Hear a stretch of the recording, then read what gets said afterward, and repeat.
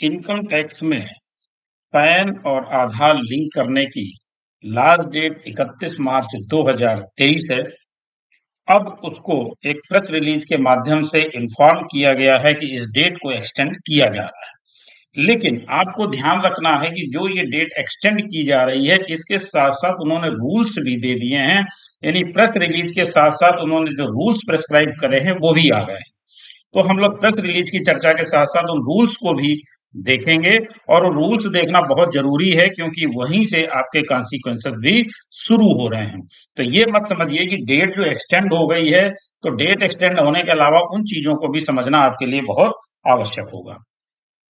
अगर आपने अभी तक हमारा चैनल सब्सक्राइब नहीं किया है, तो कृपया सब्सक्राइब करें और बेल आइकन अवश्य प्रेस करें। तो आइए देखते हैं, ये आज 28 मार्च 2023 का ही प्रेस रिलीज है। Last date for linking of PAN Aadhaar extended. In order to provide some more time to the taxpayers, the date for linking PAN and Aadhaar has been extended to 30th June 2023। यानी date extend कर दी गई आपकी 30 जून 2023 तक के लिए। लेकिन whereby person can intimate their Aadhaar to the prescribed authority for Aadhaar PAN linking without facing repercussion, notification to this effect is being issued separately। तो इसका नोटिफिकेशन भी बहुत जल्द आ जाएगा। अब इन्होंने बात यहाँ पर की under the provisions of the income tax act 1961 the act every person who has been allotted a PAN as on 1 July 2017 and is eligible to obtain Aadhaar number is required to intimate his Aadhaar to the prescribed authority on or before 31st March 2023। तो अभी तक जो date थी वो थी 31 मार्च 2023, लेकिन इसमें जो पेमेंट करना था, लेट फीस जो लग रही थी, वो अभी भी लगेगी। कितनी लगेगी? On payment of A prescribed fee. Failure to do so shall attract certain repercussions under the Act with effect from 1st April 2023. The date for intimation Aadhaar to the prescribed authority for the purpose of linking PAN and Aadhaar has now been extended to 30th June 2023। तो 23 जून तक के लिए इन्होंने बढ़ा जरूर दिया है, लेकिन इसके साथ साथ ये चीजें भी इन्होंने बताई हैं। क्या? 1st July 2023, the PAN of taxpayers who had failed to intimate their Aadhaar as required shall become inoperative, and the consequences during the period that PAN remains inoperative will be as follows। यानी अगर आपने अभी भी अपना pan आधार link नहीं किया, यानी आपको पैन आधार अगर लिंक नहीं है तो लिंक कराना है। सबसे पहली बात यह है कि पहले आप जा करके पोर्टल पर जरूर से जरूर चेक कर लें।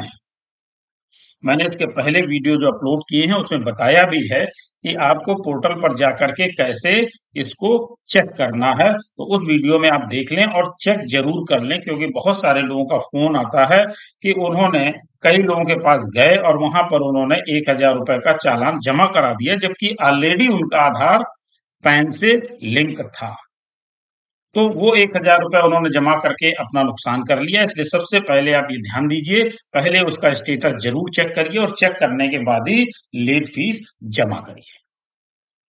तो यहाँ पर ये चीजें आपको और भी ध्यान रखनी जो मैं आपको बताने वाला हूँ। No refund shall be made against such PANs. अगर आपका इनऑपरेटिव हो जाता है तब की पोजीशन है कि रिफंड आपको उस पैन का नहीं मिल पाएगा, और interest shall not be payable on such refund for the period during which pan remains inoperative. और जितने समय तक आपका पैन इनऑपरेटिव रहेगा तब तक आपको ब्याज भी नहीं मिलेगा। और क्या क्या कॉन्सिक्वेंसेस हैं वो भी देख लीजिए। TDS and TCS shall be deducted collected at higher rate as provide in the act. तो उनका हायर रेट में टीडीएस और टीसीएस भी काटा जाएगा। अब जो खास बात है वो देखने वाली ये है, क्या है?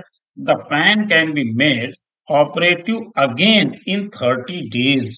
यानी एक बार आपका पैन अगर इनऑपरेटिव हो गया तो फिर उसको ऑपरेटिव बनाने के लिए 30 दिन का समय लगने वाला है। और खास बात यह है कि जब तक आपका इनऑपरेटिव रहेगा तब तक आपको ये सारे रिपरकेशन, ये सारी समस्याओं का सामना करना पड़ेगा जो 1, 2, 3 मैंने आपको बताई है। इसके बावजूद भी आपको लेट फीस जो है वो 1000 रुपए देनी ही पड़ेगी। Those person who have been exempted from PAN Aadhaar linking will not be liable to the consequences mentioned above. तो जो लोगों को पैन और आधार लिंक से एग्जेम्प्ट किया गया है, उनको ऐसी कोई समस्या नहीं आएगी। दिस कैटेगरी इंक्लूड दो रेजाइडिंग इन स्पेसिफाइड स्टेट्स। कुछ ऐसे स्टेट उन्होंने स्पेसिफाई किए जो ऑलरेडी पहले हम लोग वीडियो में बता भी चुके हैं, उनके लिए ये आवश्यक नहीं है। दूसरा, a non resident as per the act, जो नॉन रेजिडेंट है उनके लिए जरूरत नहीं है।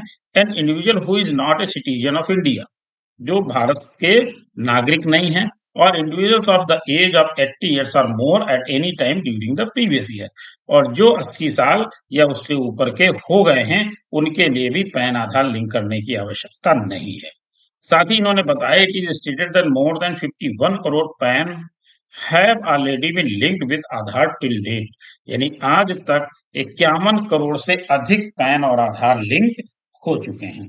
अब हम देख लेते हैं कि इन्होंने जो सर्कुलर लाया हुआ है, रूल्स लाए हुए हैं, वो क्या हैं। ये आपका नोटिफिकेशन आ गया है, इसमें इन्होंने रूल को चेंज कर दिया है। इसमें इन्होंने यही चेंज किया है क्या, where person who has been allotted the permanent account number as on 1 July 2017 and is required to intimate his Aadhaar number under subsection 2 of section 139 AA has failed to intimate the same on or before 31 day of March 2022। तो जो ये 22 तक थी, इसको बढ़ा करके फिर इन्होंने 31 मार्च 2023 तक करा, और उसके बाद इन्होंने उसको 30 जून 2023 तक के लिए एक्सटेंड कर दिया।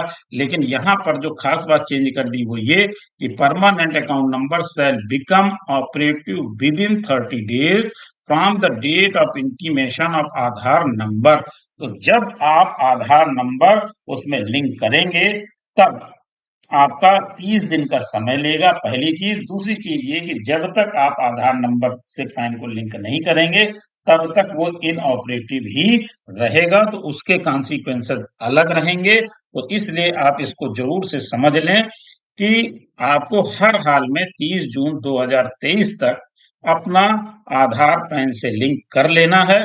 अदरवाइज आपको बड़ी समस्या होने वाली है, क्योंकि इन्होंने आगे कहा कि एक फॉर्म भी इशू करेंगे। इनऑपरेटिव होने के बाद इतनी आसानी से ऑपरेटिव आप इसको नहीं बना पाएंगे। ये एक फॉर्म इशू करेंगे जिसको भर करके जमा करना होगा, और उसके बाद ये पावर किसको दी गई है, the Principal Director General of Income Tax System or Director General of Income Tax System shall specify the formats and standards along with the procedure for verifying the operational status of permanent account number under sub rule 1 and sub rule 2। तो ये भी समस्या आपके सामने आने वाली है कि इन ऑपरेटिव से ऑपरेटिव बनाने के लिए आपको ये फॉर्मेट, जो स्टैंडर्ड फॉर्मेट आएगा, उसको भर के जमा करना पड़ेगा, और उसके बाद आपका ये अधिकारी चेक करेंगे, तभी आपका ऑपरेटिव हो पाएगा। तो उसमें समय भी लगेगा, इसलिए बिल्कुल से गलती ना करें, समय से अपना आधार पैन लिंक अवश्य करें। Thank you.